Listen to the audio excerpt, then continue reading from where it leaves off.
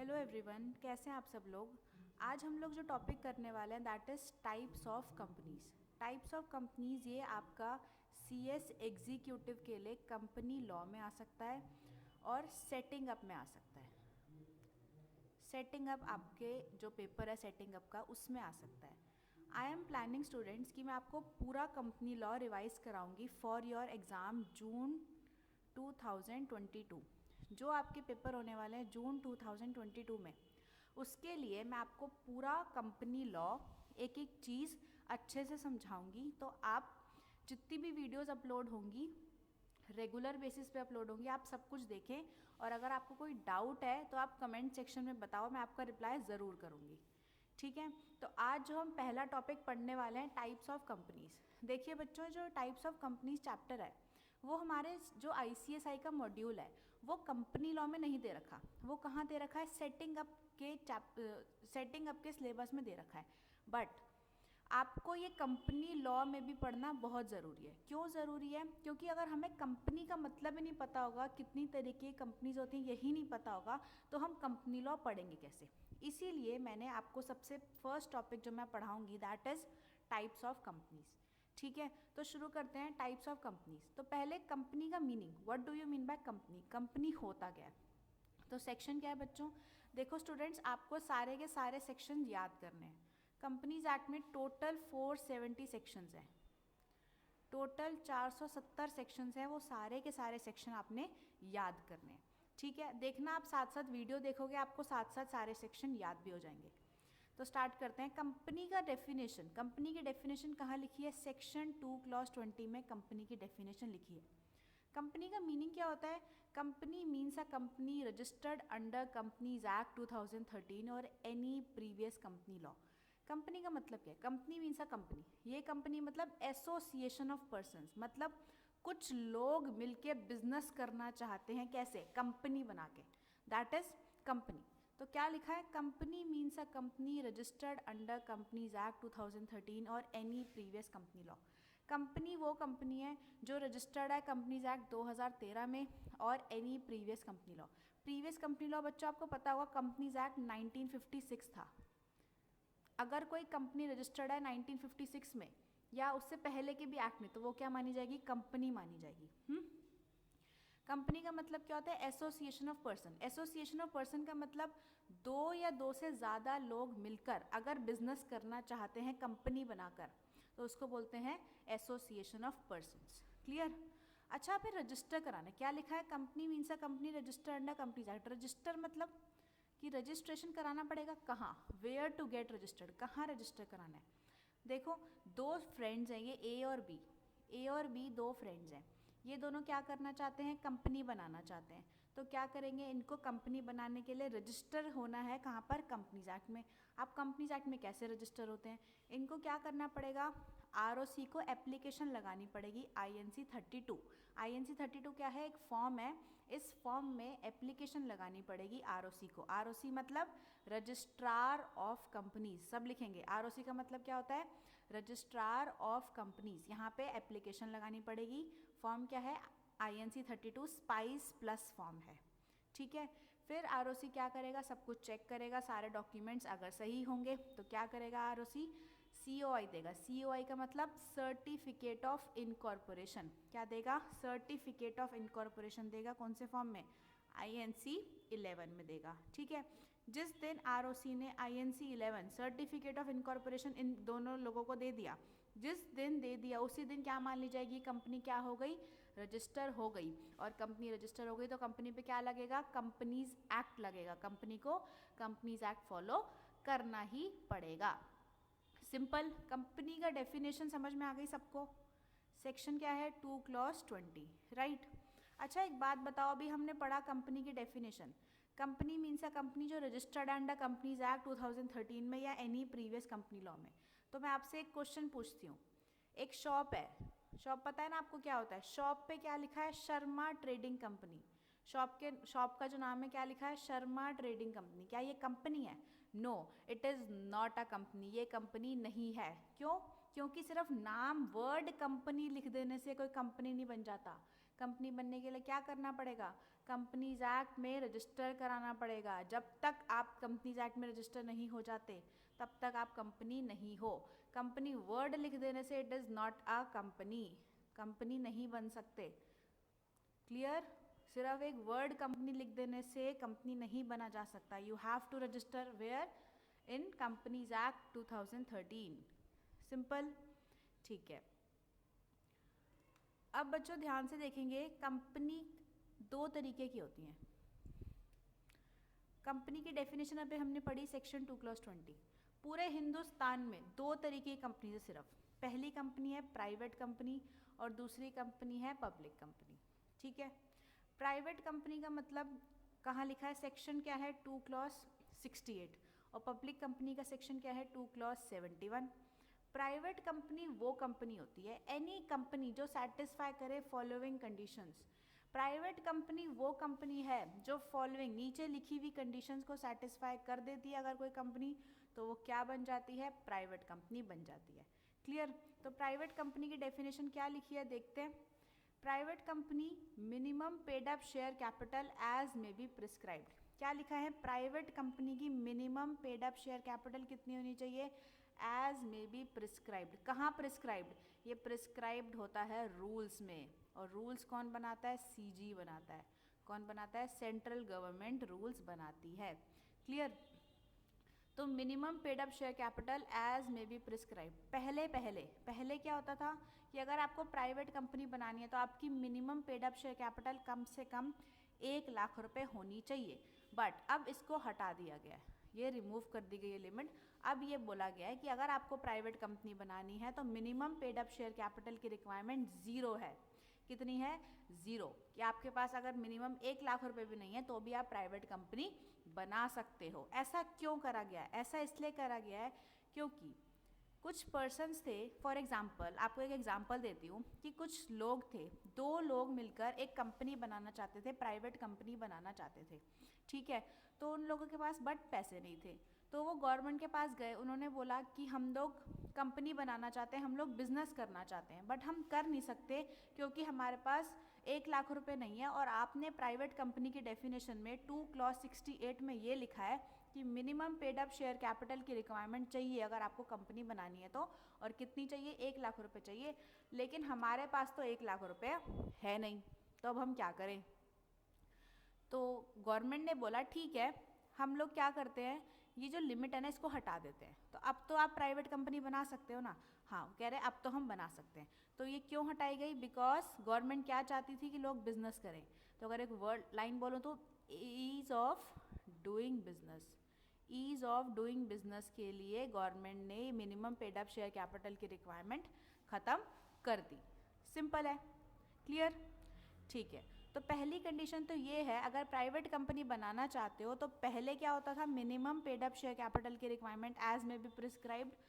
Earlier 1 lakh था, अब कितना है, 0। आप 0 रुपये से भी प्राइवेट कंपनी बना सकते हो। क्लियर? लेकिन इसके साथ मैं कुछ कनेक्ट करने वाली हूँ, ध्यान से देखना। सेक्शन 2 क्लॉज 68 के साथ मैं कुछ कनेक्ट करने वाली हूँ, सेक्शन 3 एंड सेक्शन 4। सेक्शन 3 बोलता है अगर आप प्राइवेट कंपनी बनाना चाहते हो तो मिनिमम 2 पर्सन की रिक्वायरमेंट है। अगर पब्लिक कंपनी बनाना चाहते हो तो मिनिमम 7 लोगों की रिक्वायरमेंट है। ठीक है, प्राइवेट कंपनी बनाने के लिए मिनिमम 2 पर्सन्स की रिक्वायरमेंट है। पर्सन को यहाँ नाम दिया गया सब्सक्राइबर। क्लियर? और पब्लिक कंपनी बनाना चाहते हो तो मिनिमम 7 सब्सक्राइबर हमें चाहिए। ठीक है, और सेक्शन 4 ये बोलता है every subscriber shall take at least 1 share. क्या बोलता है, एवरी सब्सक्राइबर, हर सब्सक्राइबर को कम से कम 1 शेयर तो लेना ही पड़ेगा। क्या बोलता है सेक्शन 4? सेक्शन 3 बोलता है कि प्राइवेट कंपनी बनाने के लिए you need 2 subscribers and public company बनाने के लिए you need 7 subscribers. And along with section 4 को कनेक्ट करें तो हम every subscriber shall take at least 1 share. तो अगर प्राइवेट कंपनी बना रहे हैं, अभी हमने पढ़ा कि minimum paid up share capital की रिक्वायरमेंट खत्म हो गई, बट अगर प्राइवेट कंपनी बना रहे हैं और सेक्शन 4 बोलता है कि हर सब्सक्राइबर को 1 शेयर लेना पड़ेगा, तो प्राइवेट कंपनी बनाना चाहते हैं 2 लोग, 2 सब्सक्राइबर है ए और बी, तो ए को भी 1 शेयर लेना पड़ेगा, बी को भी 1 शेयर लेना पड़ेगा। जब ए पर्सन है जो ये वो 1 शेयर लेगा तो कम से कम 1 रुपये का तो होगा वो शेयर। अठन्नी चवन्नी का तो हो नहीं सकता, कम से कम कितने का होगा, 1 रुपये का तो होगा। और बी भी जब 1 शेयर लेगा तो वो भी कम से कम 1 रुपीज़ का तो होगा। तो 1 रुपये ये प्लस 1 रुपये ये, तो कम से कम 2 रुपये तो हमें चाहिए प्राइवेट कंपनी बनाने के लिए। ये आपने एग्जाम में नहीं लिखना, नॉट फॉर एग्जाम, बस आपको समझाने के लिए कि कम से कम 2 रुपये तो चाहिए मुझे अगर प्राइवेट कंपनी बनानी है तो। और अगर मुझे पब्लिक कंपनी बनानी है तो आप बता दो, तो कम से कम मुझे 7 रुपये तो चाहिए ही चाहिए अगर मुझे पब्लिक कंपनी बनानी है तो। सिंपल है, क्लियर। तो फर्स्ट कंडीशन हमें समझ में आ गई है। सेकंड क्या है, in its articles and articles of association 3 points are mentioned. अब ये आर्टिकल्स ऑफ एसोसिएशन क्या होता है, किसी को पता है articles of association, what do you mean by articles of association, क्या होता है आर्टिकल्स ऑफ एसोसिएशन? जैसे बच्चों पार्टनरशिप, आपने पार्टनरशिप पढ़ा होगा, पार्टनरशिप में पार्टनरशिप डीड होती है, पता है, जिसमें क्या लिखा होता है, टर्म्स एंड कंडीशंस लिखी हुई होती हैं पार्टनरशिप की। ऐसे ही कंपनी में क्या होता है, आर्टिकल्स ऑफ एसोसिएशन लिखा होता है जिसमें कंपनी की टर्म्स एंड कंडीशंस लिखी होती हैं। सिंपल है, जैसे पार्टनरशिप डीड में टर्म्स एंड कंडीशन लिखी होती है पार्टनरशिप की, वैसे ही कंपनी के आर्टिकल्स ऑफ एसोसिएशन में टर्म्स एंड कंडीशंस लिखी होती हैं कंपनी की।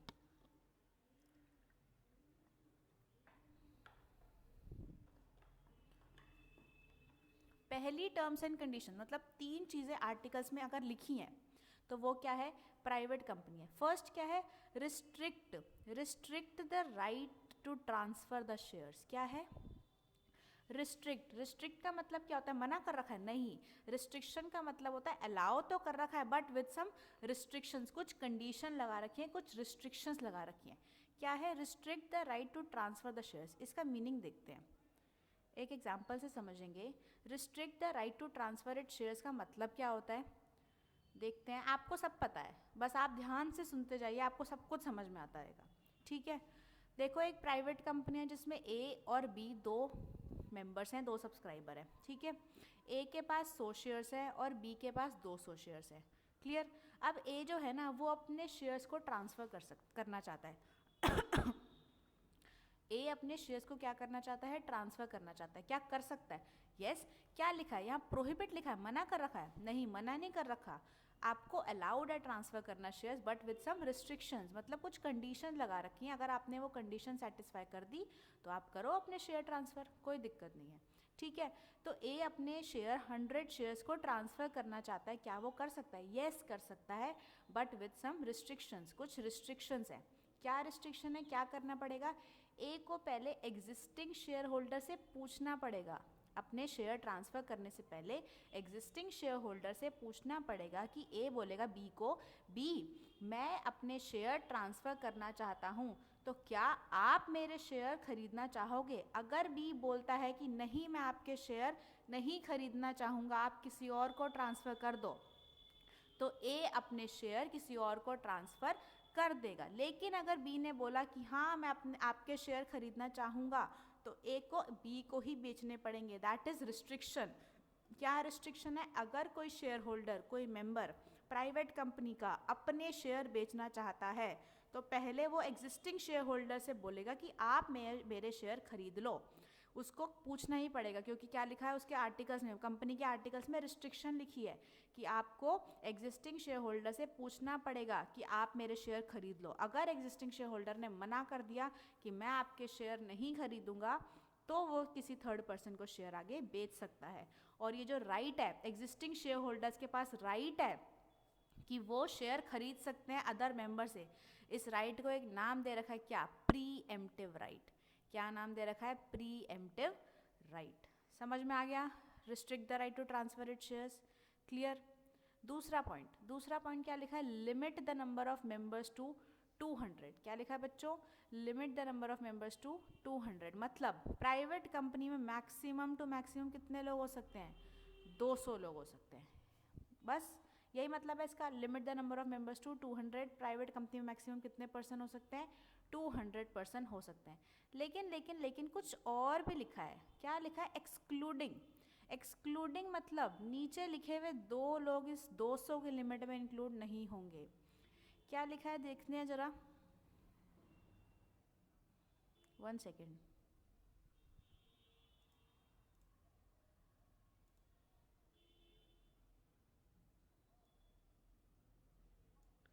क्या लिखा है first point, persons who are in the employment of company, क्या लिखा है, पर्सन्स जो क्या है in the employment of company में, कंपनी के एम्प्लॉयमेंट में, मतलब कंपनी के एम्प्लॉय हैं, ठीक है।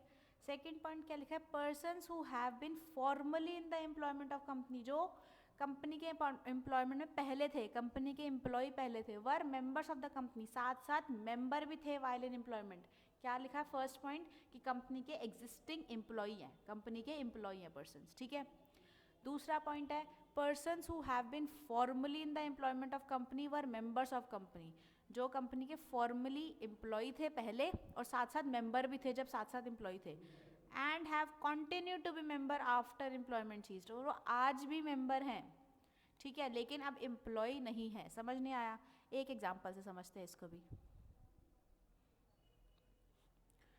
Second point is limit the number of members to 200, क्या लिखा था, limit the number of members to 200, इसमें क्या थी, दो एक्सेप्शन थी, एक तो प्रेजेंट एम्प्लॉय जो आज भी कंपनी के एम्प्लॉय है, राइट, और दूसरे पास्ट एम्प्लॉय जो पहले एम्प्लॉय थे साथ साथ मेंबर भी थे। इसमें दो चीज़ें एक्सक्लूड होंगी, क्या, प्रेजेंट एम्प्लॉय जो आज एम्प्लॉयमेंट में और मेंबर भी हैं वो 200 के लिमिट में काउंट नहीं होंगे, और पास्ट एम्प्लॉय जो पहले मेंबर थे और साथ साथ एम्प्लॉय भी थे तो वो भी अब वो अभी भी मेंबर हैं बट वो एम्प्लॉय नहीं रहे तो भी वो 200 की लिमिट में इंक्लूड नहीं करे जाएंगे। फॉर एग्जांपल एक कंपनी है ABC, कंपनी का नाम है ABC, इसके 210 मेंबर हैं, ठीक है। सुन लेना पहले क्वेश्चन, 210 मेंबर हैं और जिसमें से 10 मेंबर इसके एम्प्लॉय हैं, तो क्या it is a private company और नॉट, हाँ या ना, जल्दी से कमेंट में बताएंगे, it is a private company और नॉट, नो इट इज़, बताओ, आप बताओ ये प्राइवेट कंपनी है या नहीं है। इसके 210 मेंबर है, कितने बच्चे ये सोच रहे हैं इसके 210 मेंबर है, लेकिन लिमिट तो 200 की है, लेकिन मेरे बच्चों 210 में इसके 10 जो हैं वो इसके एम्प्लॉय हैं, तो एम्प्लॉय क्या है प्रेजेंटली, तो प्रेजेंट एम्प्लॉय काउंट नहीं होंगे, तो 210 में से 10 काट दूँ तो कितने बच गए,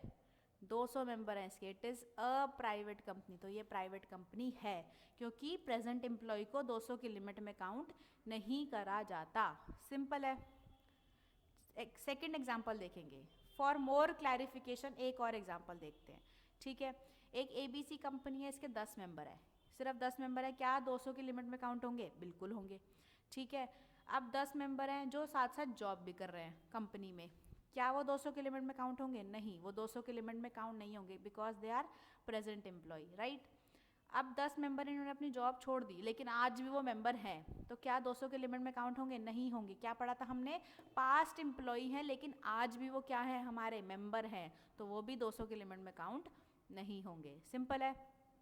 फोर्थ पॉइंट, 10 मेंबर्स ने अपनी जॉब छोड़ दी, ठीक है, और शेयर्स सेल कर दिए, यहाँ पे शेयर 2 बार हो गए, यहाँ पे शेयर सेल कर दिए, तो क्या ये 200 की लिमिट में काउंट होंगे, उनके पास तो शेयर्स ही नहीं है तो not applicable, clear.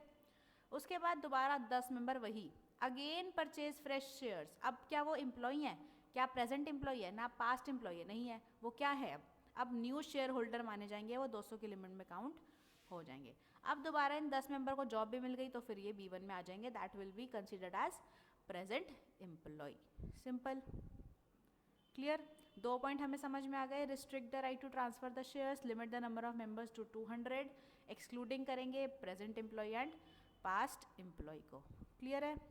Third point, एक चीज़ और लिखी होनी चाहिए आर्टिकल्स ऑफ एसोसिएशन में, prohibit public issue of any kind of securities. Prohibit का मतलब होता है, अच्छा बच्चों अभी हमने पढ़ा था रिस्ट्रिक्शन का मतलब होता है कर सकते हैं, कुछ कंडीशन लगा के, कुछ रिस्ट्रिक्शन लगा के। प्रोहिबिट का मतलब होता है बिल्कुल नहीं कर सकते, एब्सोल्युटली नॉट अलाउड। प्रोहिबिट का मतलब क्या होता है, एब्सोल्युटली नॉट अलाउड, बिल्कुल ही नहीं कर सकते काम। तो क्या नहीं कर सकती प्राइवेट कंपनी, पब्लिक इशू नहीं ला सकती, क्या नहीं कर सकती, पब्लिक इशू प्राइवेट कंपनी नहीं ला सकती। अब ये पब्लिक इशू क्या होता है, ये भी देख लेते हैं हम, पब्लिक इशू क्या होता है।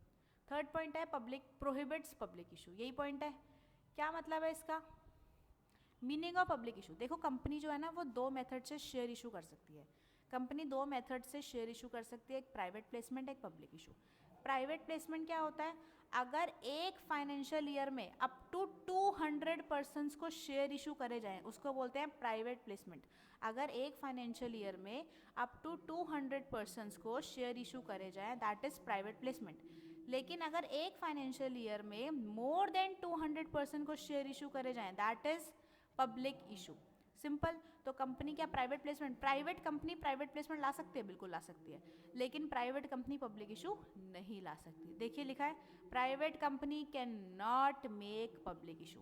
सिंपल। हमें प्राइवेट कंपनी की डेफिनेशन समझ में आ गई है, ठीक है।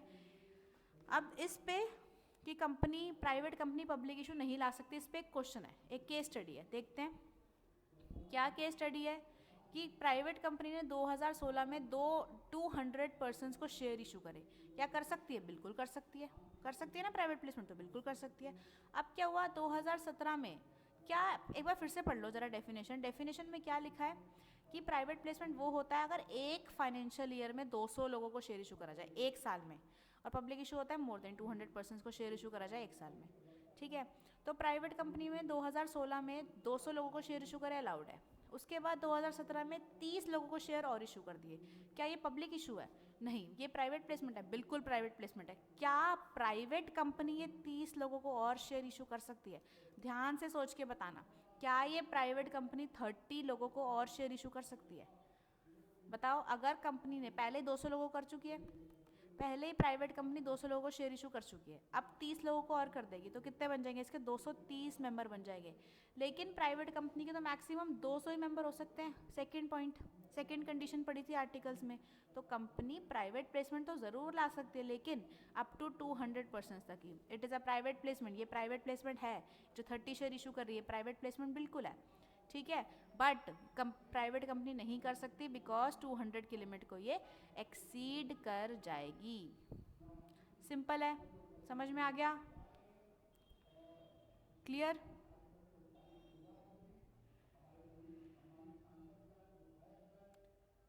आपको प्राइवेट कंपनी और पब्लिक कंपनी की डेफिनेशन, सॉरी प्राइवेट कंपनी की डेफिनेशन अभी मैंने पढ़ाई है, आपको समझ में आई? क्लियर? अगर समझ में आई तो प्लीज़ बताइए कमेंट सेक्शन में। उसके बाद हम आगे करेंगे। पूरा कंपनीज एक्ट में आपको रिवाइज कराऊंगी, मेरी गारंटी है, फॉर जून 2022। और आपको पूरा कंपनी लॉ करने की कोई ज़रूरत नहीं है अपने आप, आपका सारा का सारा रिवाइज हो जाएगा। That's my promise to you, ठीक है। Thank you so much.